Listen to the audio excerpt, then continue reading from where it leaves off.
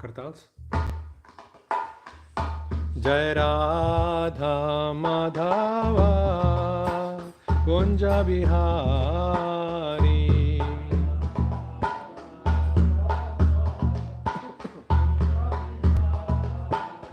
Jai Radha Madhava Kunja Bihari.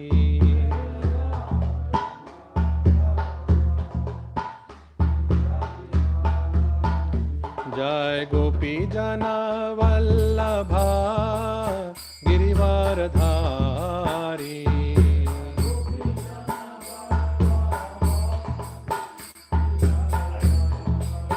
Jaya Gopi Jana Vallabha Girivaradhari.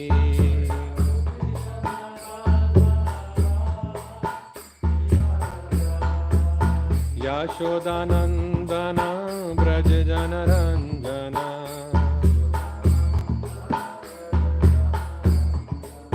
Yashodanandana Braj Janaranjana.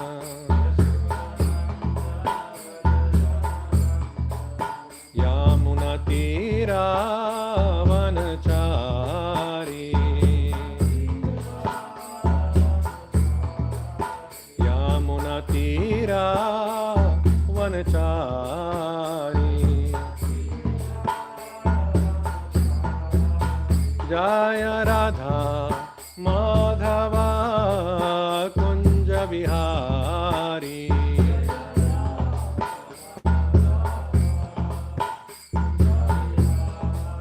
Jaya Radha Madhava Kunja Bihari.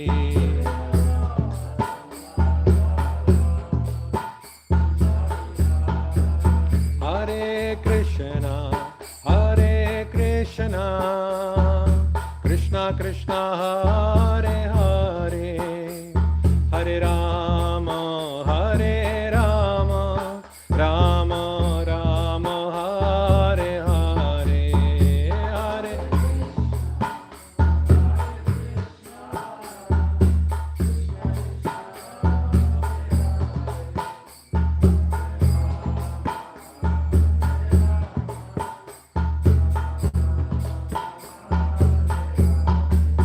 Hare Krishna, Hare Krishna, Krishna Krishna Hare Hare, Hare Rama, Hare Rama, Rama Rama Hare Hare, Hare.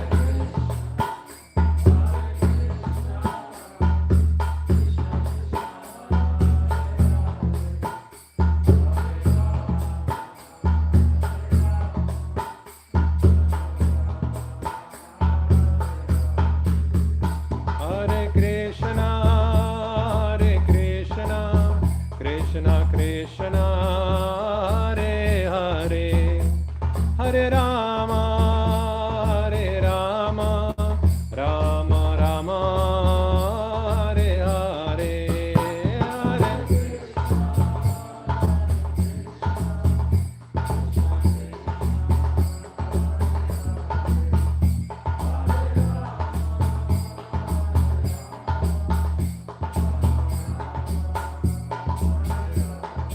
Jaya Radha Madhava Jaya, Radha Madhava Jaya, Radha Madhava Jaya, Radha Madhava.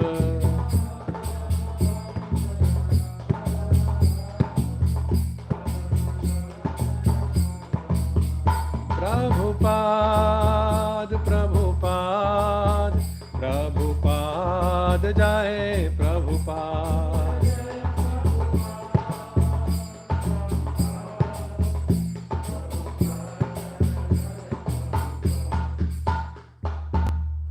Srila Prabhupada ki jai. ग्रंथराज Shrimad Bhagavatam की जय. समवेत भक्तवृंद की जय. जय निताय गौर प्रेमानंदे. All glories to assembled devotees, all glories to Shri Guru Shri Gauranga, all glories to Srila Prabhupada.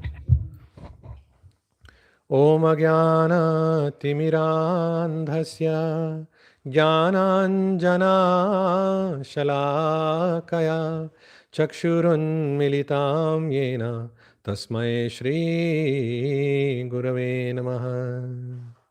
तप्तकाञ्चन गौराङ्गी Radhe Vrindavaneshwari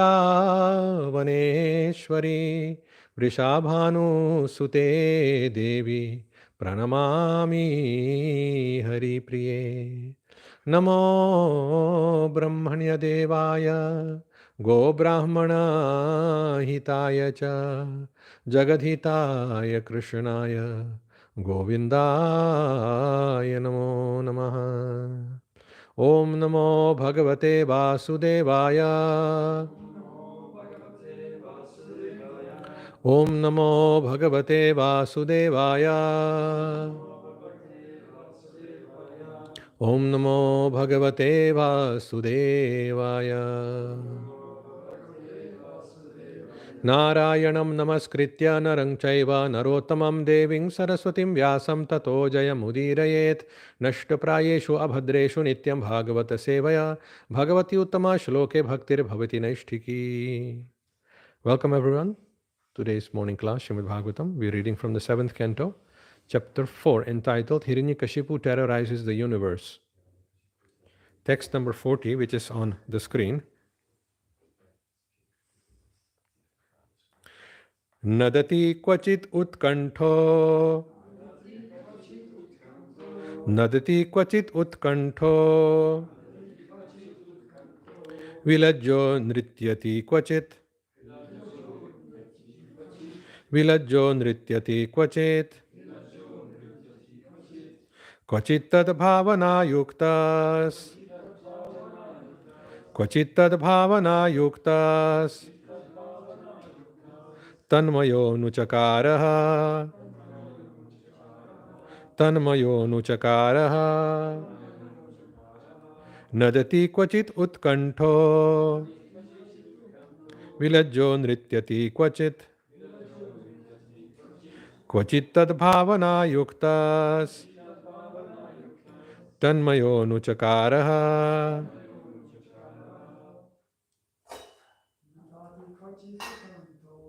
Nadati kvachit utkantho.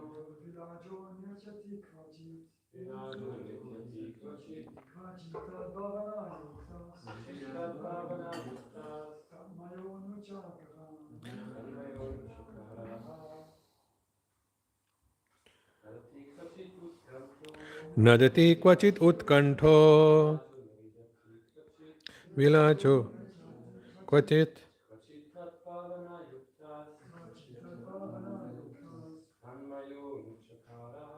Tanmayo nuchakaraha.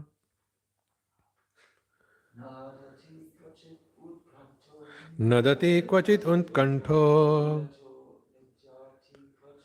Vilajo nrityati kvachit. Kvachit tad bhavana yuktas. Tanmayo nuchakaraha. Mataji. Nadati kvachit utkantho. Vilajo nrityati kvachit. Kvachit tad bhavana yuktas. Tanmayo nuchakaraha. Nadati exclaims loudly, addressing the Lord, O Krishna. Kvachit, sometimes. Utkantha, being anxious. Vilajjaha, without shame. Nrityati, he dances. Kvachit, sometimes. Kvachit, sometimes. Tad bhavana, with thoughts of Krishna. Yuktaha, being absorbed. Tat mayaha, thinking as if he had become Krishna. Anuchakara, imitated. Ha, indeed. Translation and purport by Srila Prabhupada. Srila Prabhupada ki jai. Sometimes, upon seeing the Supreme Personality of Godhead, Prahlad Maharaj would loudly call in full anxiety. He sometimes lost his shyness in jubilation and began dancing in ecstasy. And sometimes, being fully absorbed in thoughts of Krishna, he felt oneness and imitated the pastimes of the Lord. Purport. Prahlad Maharaj sometimes felt that the Lord was far away from him, and therefore he called him loudly. When he saw that the Lord was before him, he was fully jubilant. Sometimes, thinking himself one with the Supreme, he imitated the Lord's pastimes, and in separation from the Lord, he would sometimes show symptoms of madness. These feelings of a devotee would not be appreciated by impersonalists. One must go further and further into spiritual understanding. The first realization is impersonal Brahman. But one must go still further to realize Paramatma and eventually the Supreme Personality of Godhead, who is worshipped by the transcendental feelings of a devotee in a relationship of Shanta, Dasya, Sakhya, Vatsalya, or Madhurya. Here the feelings of Prahlad Maharaj were in the mellow of Vatsalya, filial love and affection.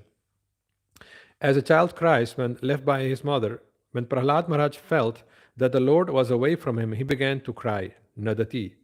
Again, a devotee like Prahlad sometimes sees that the Lord is coming from a long distance to pacify him, like a mother responding to a child saying, My dear child, do not cry, I am coming. Then the devotee, without being ashamed due to his surroundings and circumstances, begin to dance, thinking, Here is my Lord is coming. Thus the devotee, in full ecstasy, sometimes imitates the pastimes of the Lord, just as the cowherd boys used to imitate the behavior of the jungle animals. However, he does not actually become the Lord. Prahlad Maharaj achieved the spiritual ecstasies described herein by his advancement in spiritual understanding. Mukam karoti vachalang pamgulam langhaiti girim yat kripatamaham vande Shri Gurun Dinatarinam.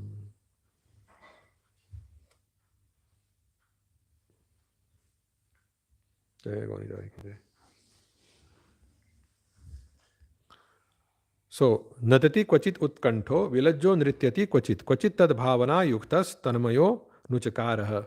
Sometimes upon seeing the Supreme Personality of Godhead, Prahlad Maharaj would loudly call in full anxiety. He sometimes lost his shyness in jubilation and began dancing in ecstasy. And sometimes being fully absorbed in the thoughts of Krishna, he felt unconscious and imitated the pastimes of the Lord. So, we started this canto, 7th canto, with a few questions. It started with the killing of Shishupal, who was so offensive towards Lord Krishna that since the very beginning of his life he was blasting and blaspheming Krishna. And finally he wanted to attack him and kill Krishna, but then Krishna chopped off his head with the Sudarshan disc. And then the light from within his body, the Atman, it merged with Krishna's body. And Maharaj Yudhishthir was witness of this in the assembly. It happened before his eyes.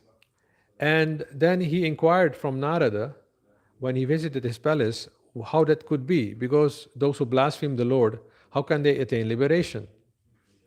And then further on, the question was asked that how the doorkeepers of Vaikuntha, Jai and Vijay, could be cursed by Brahmins, and how they came to this earth planet. So the canto starts like this, questioning whether the Supreme Personality of Godhead is partial or not. A very important question, because humans have a tendency to blaspheme, not to blaspheme, but to point finger, to blame the Lord. Yeah, that's the word. To blame the Lord for being partial. That this rascal is so much enjoying and I'm so much suffering. Why you're so partial, right? But then he forgets about his past life, and therefore this canto deals with certain aspects of life here. Past life. This Hiranyakashipu, in his past life, was Jai and Vijay, and there they got cursed.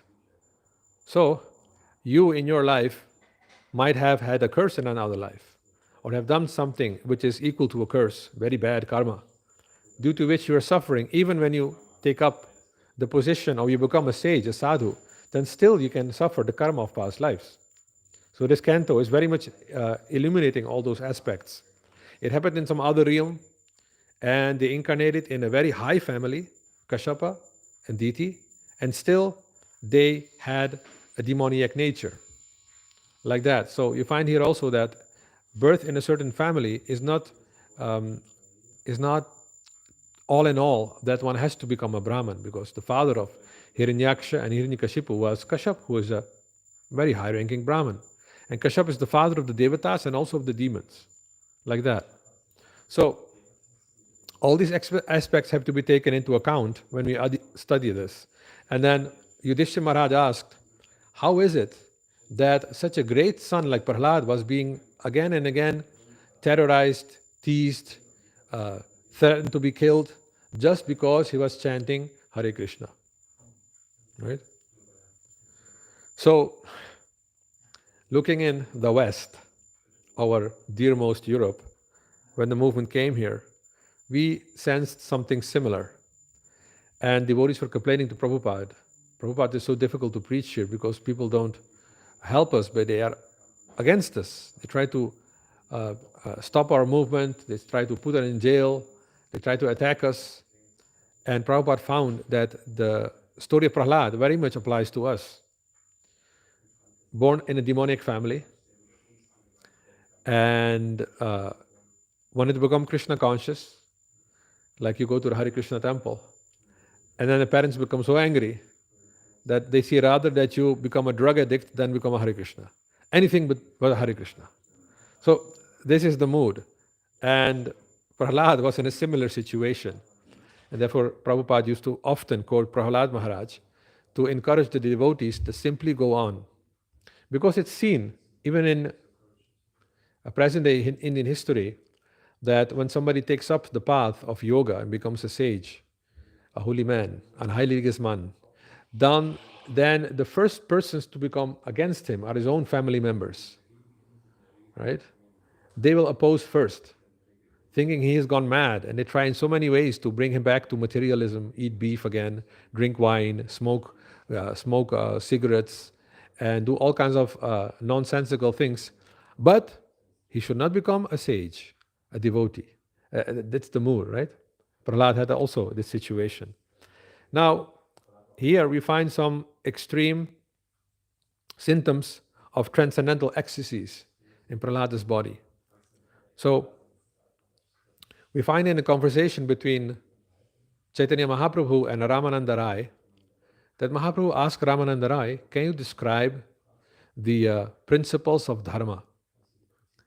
And Ramananda Rai starts with something like Yagyarthat karmanonyatra lokoyam karma bandhanaha tadartham karma kaunteya mukta sangha samachara.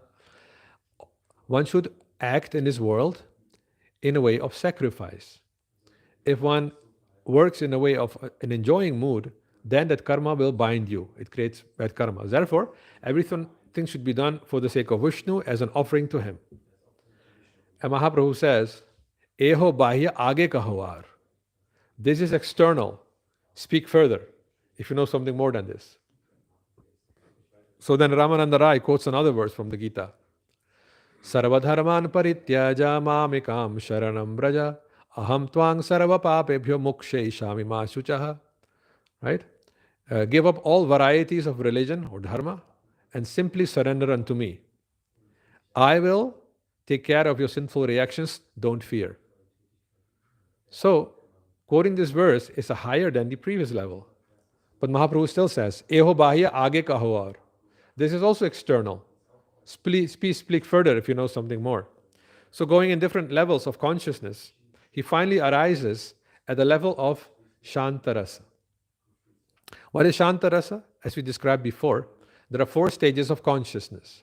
When you're sitting here, you're in a state of wake consciousness. You're aware of the external objects, aware of your physical body. So that is wakefulness. In Sanskrit, it's called Jagran. Then when you fall asleep and you dream, you're not aware of the external world, neither of your gross body. You are in another state of consciousness, in another dimension even. So that means that even without the gross body and its external world, you can still be alive. You don't need this world to be alive, right? And you're in dreamland, and often some people are, even when they are awake, they are dreaming. Some people dream when they are sleeping. So people like dreams, you know.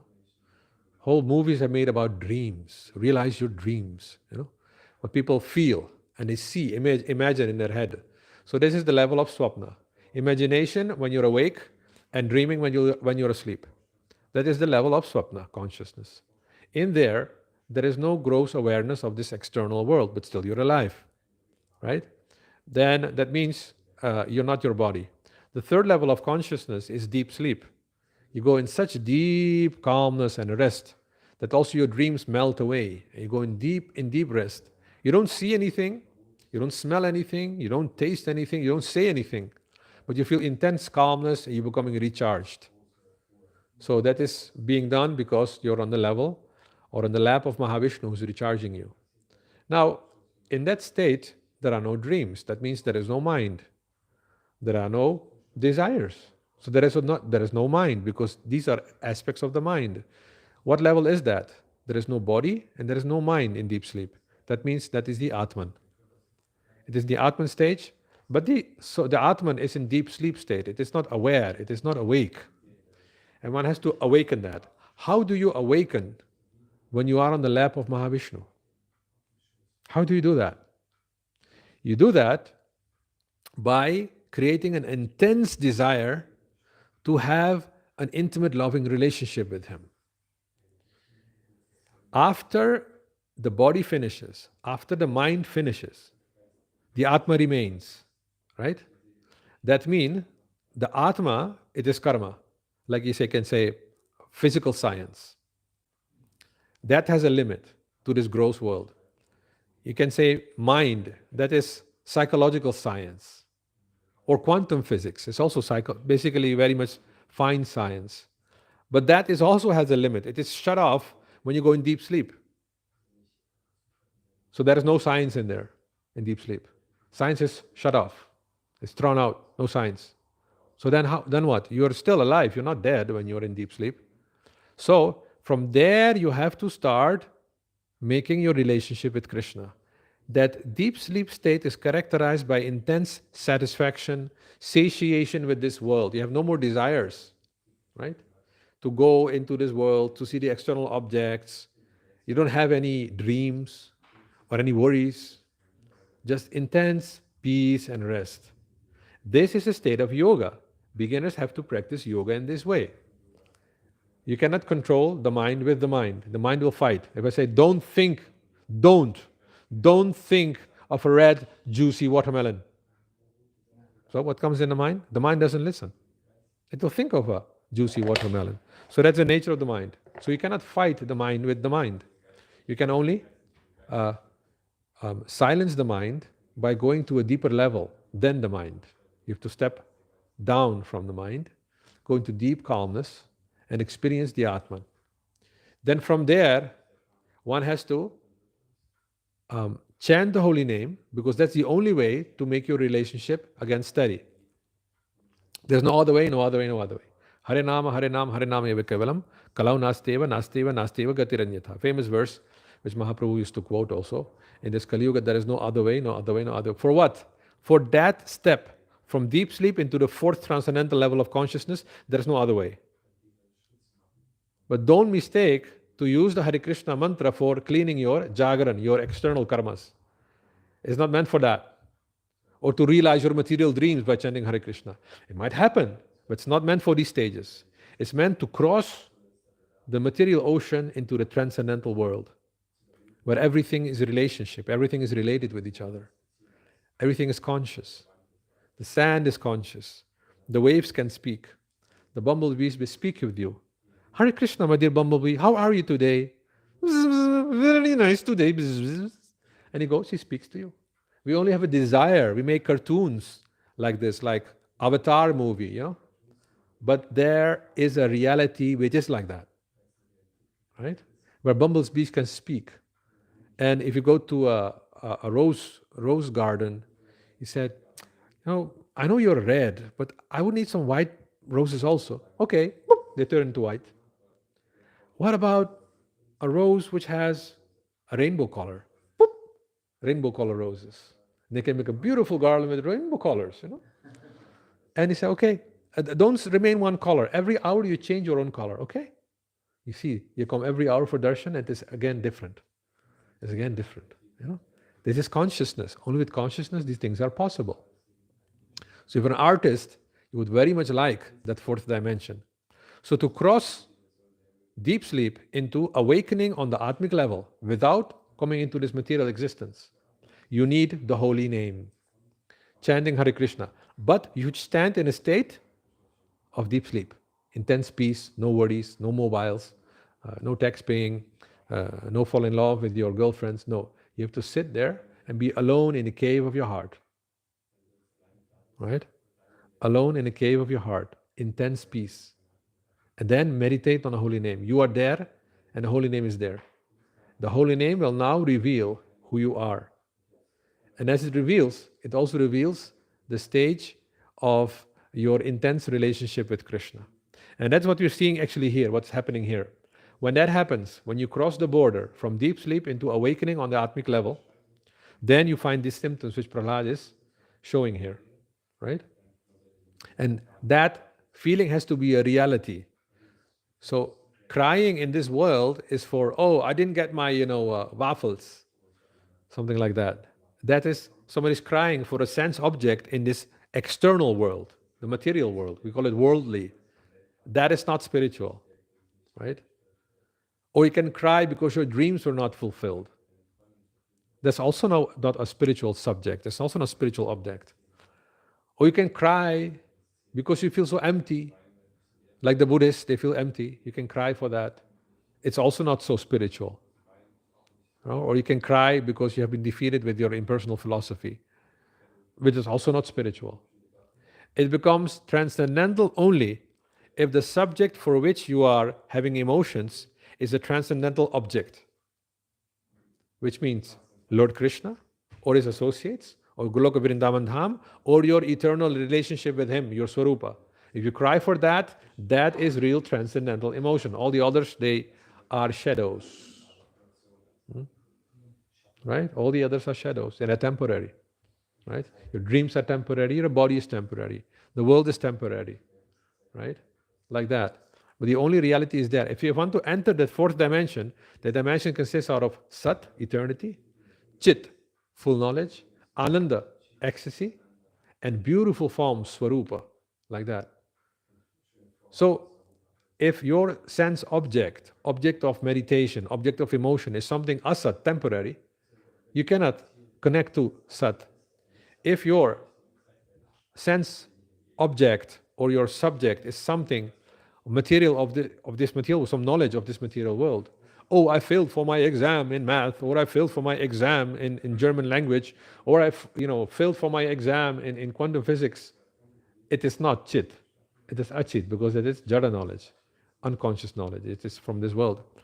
And you're crying because you hit your toe, it's hurting so much. It is not a transcendental subject. I know it hurts a lot. Granted, I agree, it can have a lot of pain. But it is not crying for Ananda. Or you can cry, you go, so to say, you go to the zoo and see small little monkeys have born. So how nice, you feel so compassionate and tears come in your eyes. It's still material. Because the subject you're crying for is a monkey, which is not eternal. So it falls within the faculty of philanthropy, socialism, being friendly to nature, all these kind of things, very noble Greenpeace kind of things. But understand, it's all material, right? Now, as devotees, how do we deal with that? It is there, and the whole world will appreciate all that. So we appreciate, but we know it's temporary. We don't do anything with it, right? We are concerned with that ecstasy which you feel in relationship with Krishna. So the example is given, just like on the physical level and in the mental level, a young boy and a young girl feel attracted. And not just attracted, completely mad after each other, right? Completely mad. The girl just wants to be with the boy and the boy wants to be with the girl, and they say, you don't go, we'll lock the door. And they put, iron bars. And still she tries to get out the window. She jumps out and goes to the boy. And he's completely mad after, he runs and the cars are coming and he jumps over the car and runs for her, like that, That kind of madness, If that is there, that intensity of affection and love for Krishna is necessary. You become mad after him. If there is no madness, you can't get him. He is like that. Why? Among all the forms of Vishnu, it is only Krishna who makes you mad. Ram doesn't make you mad. Parashuram doesn't make you mad. Matsya doesn't make you mad. Only Krishna makes you mad. So become mad, madman. And dance in ecstasy. Hare Krishna, Hare Bol, Hare Bol. And Krishna likes to do that because he's also a madman himself, So the level of ecstasy, which is maddening, that is the way to cross the material ocean. Right? After deep sleep, in order to awaken into that other dimension, you need intense desire, hankering. I want to be there. I don't want anything of this world, anything of these kind of dreams, anything of peace and calmness. No, I want to be there in ecstasy, always surcharged with intense feelings, right? And the objects are, the sub-objects are the sand of Brajabhumi, Krishna's ankle bell sounds, the fruits and the trees who are always serving Krishna, Giriraj, the Govardhan hill. These are all objects for transcendental ecstasy, right?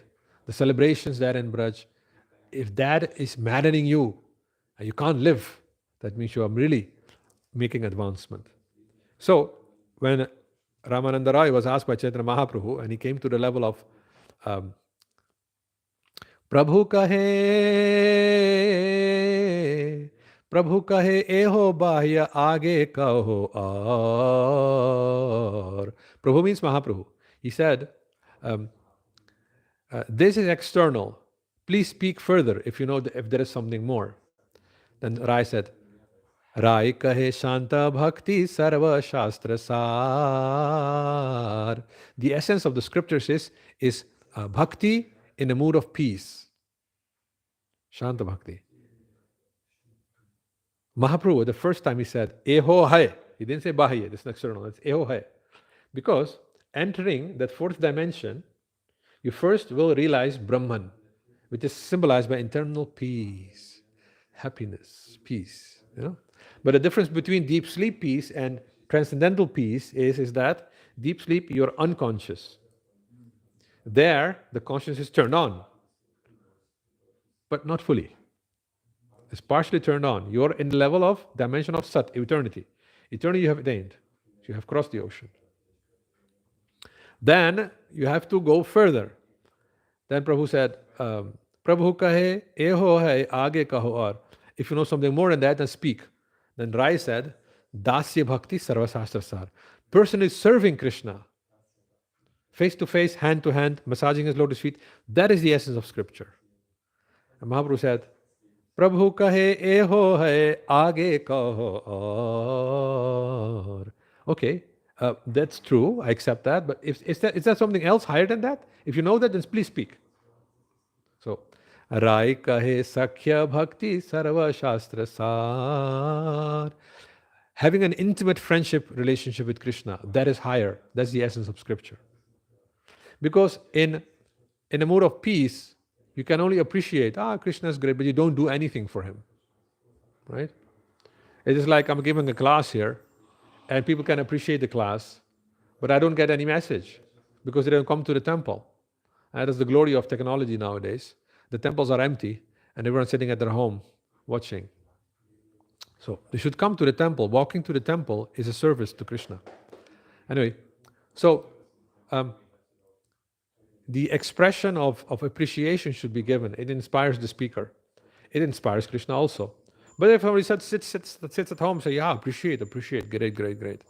And he goes to work and he forgets about all the appreciation. What is the value? It's a very low level of bhakti.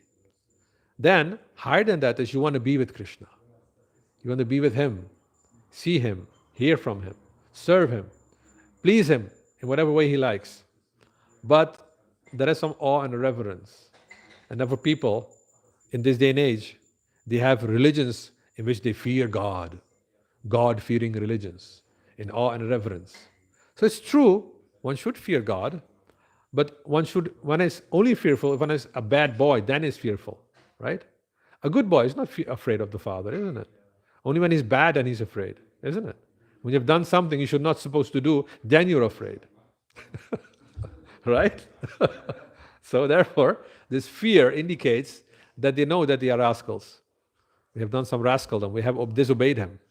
And therefore we were ostracized out of Eden, we're thrown out. So, like that. So higher than servitude, actually all bhakti is servitude, but not in a mode of fear, is sakhya, friendship. In friendship, you don't consider Krishna to be higher, you're equal, right? What does it matter? You might be, the father of Nanda Baba. I'm the father of such and such cowherd boy, And in a game, all boys are equal. And if you lose Krishna, you have to carry the other on your shoulders, okay? So then in a game, Krishna loses. And now he has to carry. So, no, you cheated. I'm not going to carry you. Then they drag him, they force him and sit on his chest, or sit on his shoulders. And they make him carry. See? That mood, you can make God carry on your shoulder? Anybody heard of such kind of religion? No, never heard of this. Huh? You have to fear God. We don't fear God, we make him small. We make him a horse, and we're going to ride on him. That, we're equal. You see? And if Krishna wants to wrestle, we are ready to wrestle. Come on, let's see how powerful you are. Like you have this world wrestling, you put him in and 1, 2, 3, Krishna is lost. That's the mode of friendship, equality. See how intimate it is? You're brushing your cheek with Krishna. You're rubbing your shoulder with him. You're smelling his bodily aroma. All right? You're tasting the fragrance of his hair. That intimate. That's not God-fearing. It's very intimate. Amazingly intimate. So, Mahaprabhu asked, Prabhu kahe eho hai, aage kaho aur. Rai, I accept, this is intimate, this is very good, to be befriended with Krishna. But if there is something higher than that, then please speak. If there's something higher than this, Rai kahe vatsalya bhakti sarva shastra sar. He says, becoming a father or a mother, or an uncle, or an elderly person in relationship with Krishna, that is the essence of scripture. Right? Now we're getting somewhere here which is very strange in this world. Krishna is becoming chastised. You threaten God. If you don't eat your plate empty today, you're not going to play, okay? You see this stick? See this stick? Who can dare to show a stick to Krishna? Right? And, when Krishna is sometimes unhappy, you take him on a lap and you console him, my dear little boy, don't be unhappy, Why you go stealing butter? We have 900,000 cows. We have so much butter. Why you go there? When Krishna looks at Yashoda, his mother says, and he thinks, you don't know how it tastes to eat stolen butter. It adds to the taste. Handed butter, given butter, yes, nice, it's nice. But when there is some secret behind it, it becomes secret butter. You don't know this, Ma. Therefore we do this. And besides, all these gopis, they complain about me. But secretly, Mother, they hang this butter just for me to come and steal. You know that? Right? If I won't steal, they complain that my cow is not giving enough milk. Because the cows, they say, they are only giving milk because I'm around. So? And Yashoda surprised. And she's fascinated by the words Krishna is speaking. But then when he gets really naughty, then she shows the stick. Who can show the stick to God? You're the Father of God. Do as I say. And Nanda Baba sometimes says, Krishna, bring my slippers. And Nanda Baba's wearing wooden slippers. So Krishna takes the slippers, puts it on his head. Little baby, 2 years old, he walks to the father. And Nanda Baba gets tears in his eyes out of affection. And embraces the little Krishna and takes his slippers. This position can be attained only by Vaishnavas. So great, right? Our ancestors had attained this. Our spiritual masters have attained this level. But Mahaprabhu said, Prabhu kahe eho hai, aage kaho aur. This is very good, Rai. But if there is something more than this, then please tell me. if you know something more than this. Rai kahe madhurya bhakti sarva shastra sar. Now, Rai says, to fall in love with the Lord as a lover, that is higher. Falling in love with the Lord? It is easy if you are in the mood of a young girl, right? But only possible for those in the mood of a young girl, right? And in that state, one even gets the right to chastise Krishna like an elderly person. One has the right to feel equal to Krishna like friends. And one has the right to serve him like a servant. It is therefore fuller, completely full, more full, like that. And in that state, there is great, great intimacy. There are tears of feeling fallen in love, tears of hankering just to be with him. And then what adds to it is the impossibility. Because you are a gopi girl friend and you have etiquettes to follow, social etiquettes. You have to churn the butter, keep the house clean, take care of the kids, of others. But you want to go where Krishna is, always be with him. Right? You want to write love letters, but it's all impossible, so it all increases the emotion. Intense hankering, like that. Like I said, you don't go, you lock the door and put bars, you break the bars and run for Krishna. That's in this highest level of ecstasy, becoming Krishna's beloved girlfriends, like that. So, Prabhu kahe eho hai, aage kaho. Prabhu said, yes, I accept. The love of the gopis for Krishna is the highest attainable. But if you think there is something more than this, then please tell me. Rai said, my mind is becoming bewildered. I do not know anything more than this. But somehow or other I'm getting inspired by your asked questions. I think you're the Supreme Lord inspiring me. Then he says, Prabhu kahe eho hai, aage kaho. Rai says, serving Krishna in a mood of separation is higher. Separation doesn't mean you have never seen Krishna. Separation, you have attained his association, you have lived with him, and now you're separated. So then what happens in separation, you're so absorbed in these old memories. In the past, we had these photo books. Nowadays, everything is digital. But in the past, we had these photo books like make a photo when you're 2 years old, make a photo when you are 4 years old, make a photo when you are blowing the candles on the cake, 5 candles you're blowing because that was your age. The day when you enter school, you have a photo. The day you had your first motorbike, there's a photo on your motorbike. The day when you passed college, then you were in this dress, a photo. The day you got married, they got a photo. You know why people make photos? Ever wondered why people make photos? They make photos because they know this world is temporary. Every moment passes by. So in order to keep a moment, you have to focus it, fix it. Because the next moment, it's not there anymore. So they know the temporariness of this world. So when I was young, we used to have these photo books. It's not that you need a laptop to open your photos or something like that. Every time you open, 600 euros, open a laptop and spend electricity. No, we had printed photos. You open a book, you can enjoy those old moments, like that. And then tears come in the eyes. Oh, this is the first time I graduated there. Oh, that was how nice it was. We were just studying, those nights of going into depth in studies and those days that we were answering all the questions. Where have those days gone, And you enter the college and then you can smell the perspiration of deep thinking, because classes have a smell, Students, when they think, then the computers work hard, Nowadays you have mobiles, nobody thinks anymore. So maybe the classrooms will smell like mobile nowadays, I don't know.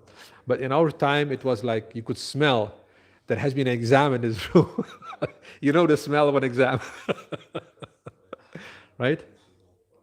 This deep intensity, which creates tears in the eyes, is called in a mode of separation. or you can call it deep nostalgia. In that deep state of meditation, there is something which is not there in meeting. In meeting,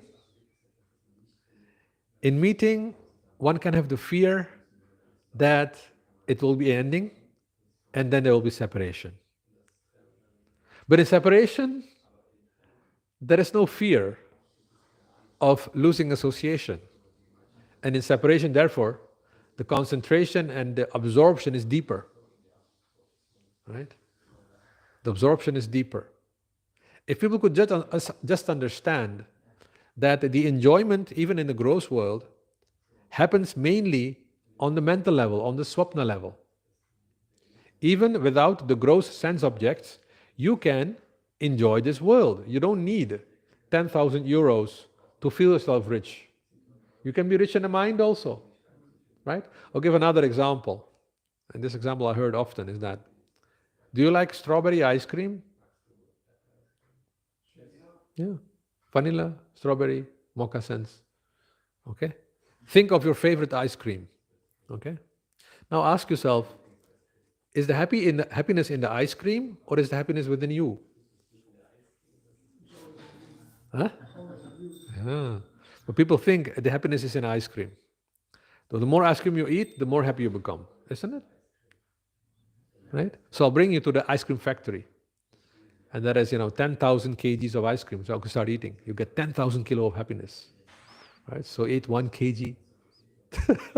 Add 2 kg. Great, 2 kg ice cream. But the third one, you have to call, ambulance. And you have to go to, operation chamber, right? What is the happiness gone?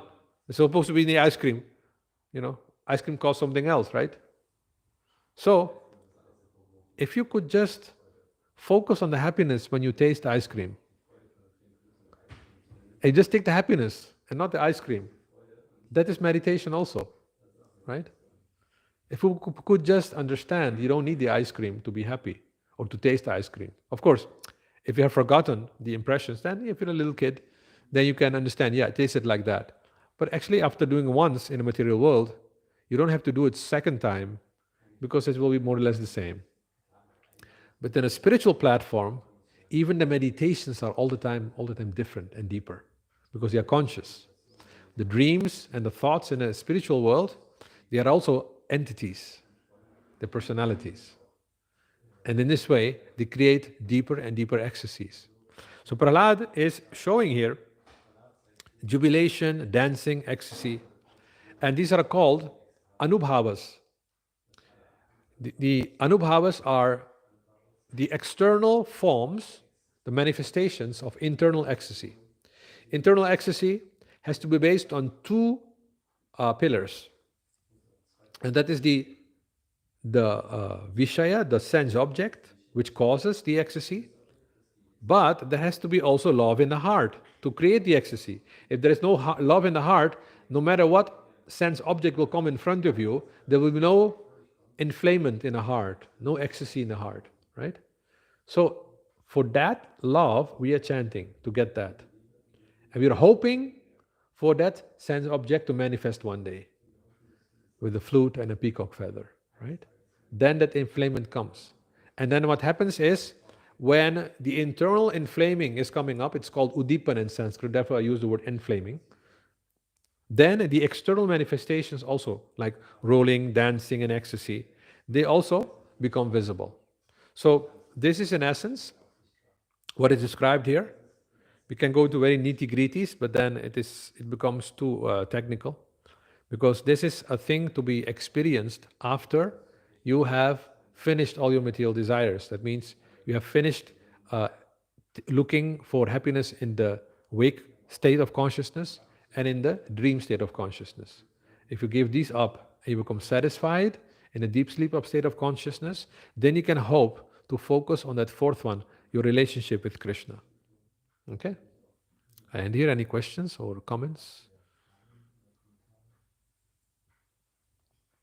I'm sure there must be something.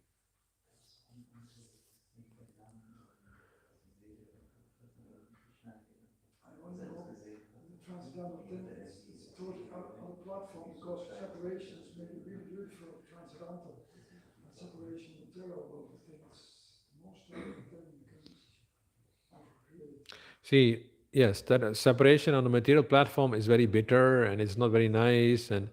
But we should understand this world is a world of duality. Happiness is known because there is distress, right? Light is known because there is darkness. But in an absolute world, it is not like that. The pain of separation is not known because of the happiness of union. It's not like that. It's absolute. In that separation, you can feel even greater ecstasy than when you are with Krishna. So it cannot be understood in this way, but when it comes to absolute, it is 1 plus 1 equals 1, 1 minus 1 equals also 1. So therefore said, it is not a matter of discussion, it's a matter of realization. If I will do it, it turns out to like, what is he talking, like that. So these things can only be understood without the mind. And we are always using the second stage, swapna level, the mind level, to understand everything from this world. Yes, you can understand, but you cannot understand the higher, where there is no mind. Mind is not allowed in deep sleep. And there's no mind at all in the fourth level. So how can you go with the mind and try to understand that? No, you can't. That has to be understood with humility. If there's no humility for that, you cannot enter that direction. That means no body, no mind, there is Atman. Atman means feelings, emotions. So, for male it is very difficult, but you can also communicate with emotions only, not with the mouth. Right? With emotions. You can feel with emotions, you can talk with emotions. When you practice that, you can get some chance to enter into the spiritual world. Because there is no mind there. Nobody uses the mind. The chit potency is full of ecstasy. Yes. Prabhu was asking how in the assembly how it was possible for Yudhishthira to see the soul, because the soul is actually supposed to be very small. So how could he see how the soul entered into Krishna? Yes. What he saw was that the soul was very brilliant, effulgent. That's what he saw. And Yudhishthira is not an ordinary person, right? Yudhishthira was able to see the demigods, he was able to see Krishna in person. So we have to understand, in Dwapara Yuga, people didn't have mobiles and they were not programmed to just see screens. Nowadays, if you ask people, hey, look up in the clouds, how beautiful it is, they will Google clouds. They're so like that. There's no natural. See, when you use the natural senses given by the Lord and you practice to purify them, then other dimensions become open. But if you only use to look at the screen, then even around you, you become blinded, isn't it? You're not aware what's happening there. And there's a great danger in this. In Holland, at least, it says that if you love somebody and you know he's on the road, don't call him. Because if you call him while he's driving, that might be his last journey, car accident, you see? Like that. So, if you practice this life, not using any modern technology, because this technology is meant actually to replace our senses, right? But if you use the senses the way it is described in the yogic scriptures like Bhagavatam and Gita, then these things become visible. The Atma becomes visible. It is sensible. Even if it is not visible with the fleshy eyes, it will become visible with the eyes of the heart. You can feel the emotion like that, And yeah, that one everyone knows, When you see the most beautiful dream girl, then something here starts happening, Right here. What's happening there? You can say the eyes of the heart are opening, And you go to the father or to the girlfriend. What's her name? I would like to know. You like her? No. I'm just interested to just a little bit. What's her name? You like her? Just a little bit. What is happening there? So this is communication without eyes, without visual communication. We only are not trained in school to see this as also a reality, as equally valid as looking with your eyes. You see? And therefore we are handicapped in Kali Yuga. In other ages, they were not like that. People could feel. You go into a room and your hair standing on end. The body reacts in a certain way. There are negative vibrations here. Somebody might have died there and still lingering around. You feel, no, I shouldn't be here. But nowadays, we don't even care, because in school they said ghosts don't exist. Right? Isn't it? So there are so many ways of understanding which are given to us by Krishna in your physical existence even, by which you cannot see, but you can sense that subtle dimension. Like that. So Atma becomes visible when you're Maharaj Yudhishthir. Then it becomes visible. When you're Yudhishthir, then it becomes visible. And Yudhishthir is not a simple human being, he's a hybrid. He's a crossing between a devata and a human. So they have superior powers than we have. Like that. Yeah. Does it answer your question? Yeah. Yeah. Anything else? Okay. Grantaraj Srimad Bhagavatam ki jai, Srila Prabhupada ki jai, Gaur Premanande, Hari Hari Bol.